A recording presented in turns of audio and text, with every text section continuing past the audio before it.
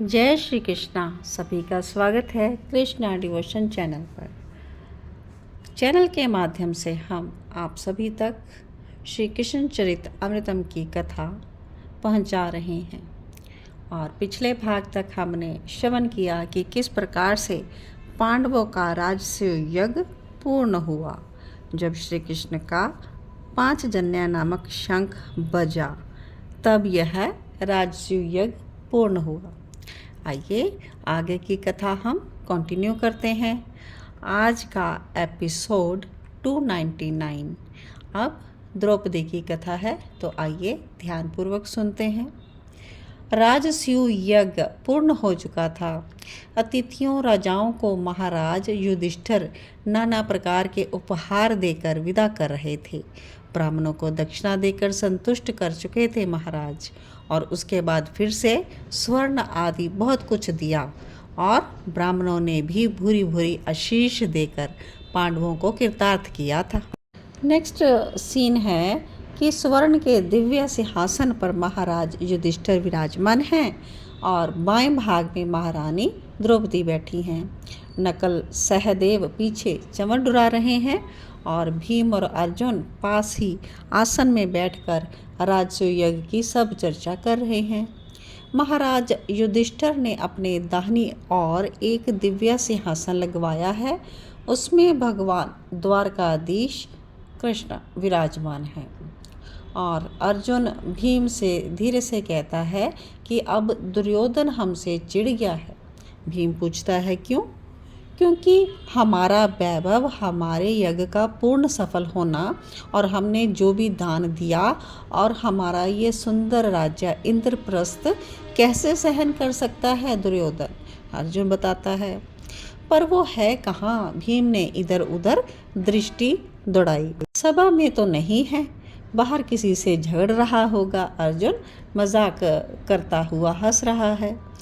और तभी देखो उधर, अर्जुन, श्री कृष्ण ने अपने नेत्रों के इशारे से अर्जुन को बताया। सबका ध्यान श्री कृष्ण की ओर ही था, और जब उनके नयन उधर घूमे तब सब उधर ही देखने लगे। हाथों में तलवार लिए बिखरे खेश पागलों की तरह नंगे पांव ही दुर्योधन सभा में आ गया, पर दूर ही खड़ा रहा। महाराज युधिष्ठिर ने बड़े प्रेम से उसको कहा, दुर्योधन आओ बैठो, पर वो बैठ नहीं रहा। क्रोध के मारे उसकी लंबी लंबी सांसें चल रही थी, और वो श्री कृष्ण की ओर देखकर बोला, शिशुपाल का शव कहाँ है? महाराज, शिशुपाल का शव कहाँ है, ये बात हस्तिनापुर के युवराज जानना चाहते हैं, और उन्हें बताएं आप। यह युधिष्ठिर बोले अब कृष्ण से। आगे महाराज युधिष्ठिर ने दुर्योधन को कहा कि कल ही यमुना किनारे उनका दाह संस्कार कर दिया गया है। इतना सुना कि क्रोध से कांपने लगा दुर्योधन।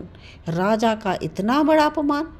ठीक है, उससे गलती हो गई, लेकिन आपने उसका वध क्यों किया और उसके शव के साथ ऐसा व्यवहार क्यों किया?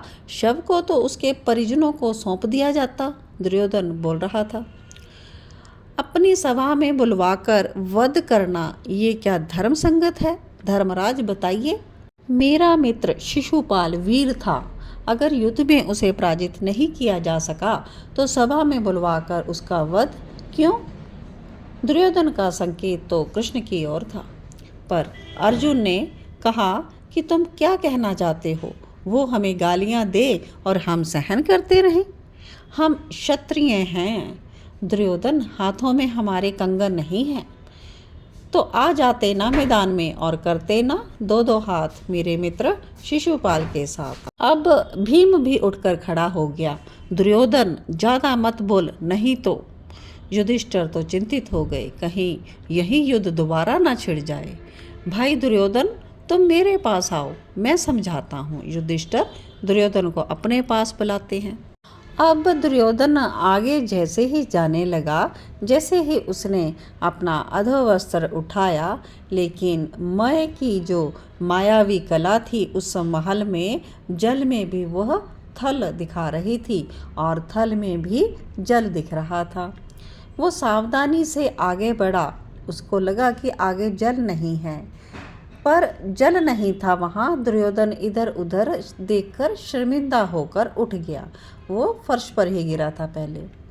फिर उसने सोचा कि पीछे से होकर जाऊं, और जैसे ही आगे बढ़ा दीवार से टकरा गया और उसके सिर में चोट लगी। इधर उधर दुर्योधन ने देखा और फिर से शर्मिंदगी अनुभव की।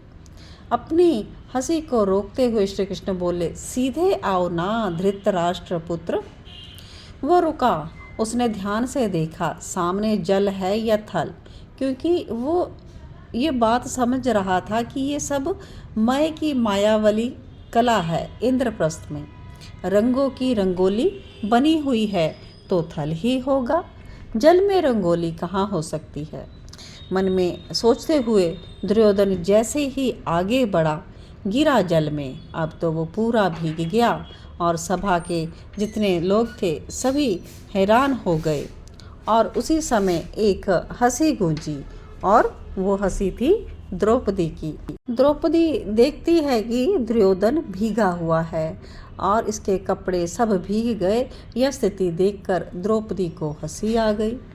श्री कृष्ण हंसते या पांडव भी हंसते तो दुर्योधन इतनी गंभीरता से नहीं लेता, लेकिन द्रौपदी का हंसना, ये मोहित था द्रौपदी पर, और द्रौपदी थी भी ऐसी कि कोई भी मोहित हो जाए। राजसूय यज्ञ में स्नान करते हुए द्रौपदी को इसने देखा था। वो श्यामा द्रौपदी ये पागल हो उठा द्रौपदी से एकांतिक वार्ता करने के लिए।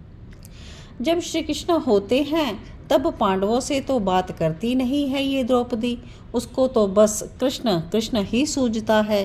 फिर दुर्योधन से कहाँ ये बात करती। दुर्योधन ने बड़ी कोशिशों की कि राजसूय यज्ञ में द्रौपदी एक बार मुझसे बात कर ले, लेकिन नहीं। और आज दुर्योधन जब भीगा हुआ है सिर से पांव तक, और इस स्थिति पर हंस रही थी द्रौपदी, खिलखिलाकर हंस रही थी। इतना भी होता तो कोई बात नहीं, स्त्री स्वभाव हंसी आ गई। पर क्या कहती है, अंधे का पुत्र अंधा ही होता है।